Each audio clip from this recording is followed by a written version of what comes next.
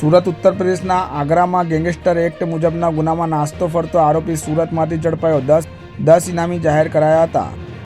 Police તપાસમાં સામે આવ્યું હતું કે ઝડપાયેલો આરોપી ચાવી બનાવવાના બહાના હેઠળ ઘરોમાં રેકી કરી કિંમતી સરસામાનની ચોરી તથા રાત્રિના સમયે ઘરફોડ ચોરીના ગુનાઓ આચરવાની ટેવવાળો હોવાથી તેણે મધ્યપ્રદેશ ખાતે રહેતા તેના સાગીરાત રમેશ હેડસિંહ ચાવવાળા સાથે મળી ઉત્તર પ્રદેશ આગ્રા શહેરના આત્મદેલા પોલીસ મથકના હદ વિસ્તારમાં આવા પ્રકારના ગુના આચરતા તેઓ વિરુદ્ધ ગેંગસ્ટર એક્ટ મુજબનો ગુનો રજીસ્ટ્રેશન કરવામાં આવ્યો હતો, જે ગુનામાં આરોપી પોતાની ધરપકડ ટાળવા માટે આજ દિન સુધી નાસ્તો ફરતો હતો। વધુમાં આરોપી ગુનાહિત ઇતિહાસ ધરાવે છે। અગાઉ સુરત અને આગ્રા શહેરમાં ચોરી તથા ઘરફોડ ચોરીના 8 ગુનામાં ઝડપાઈ ચૂક્યો છે। હાલ સુરત ક્રાઇમ બ્રાન્ચની ટીમે આરોપીનો કબજો આત્મદેલા પોલીસને સોંપવાની તાજવીજ હાથ ધરી છે।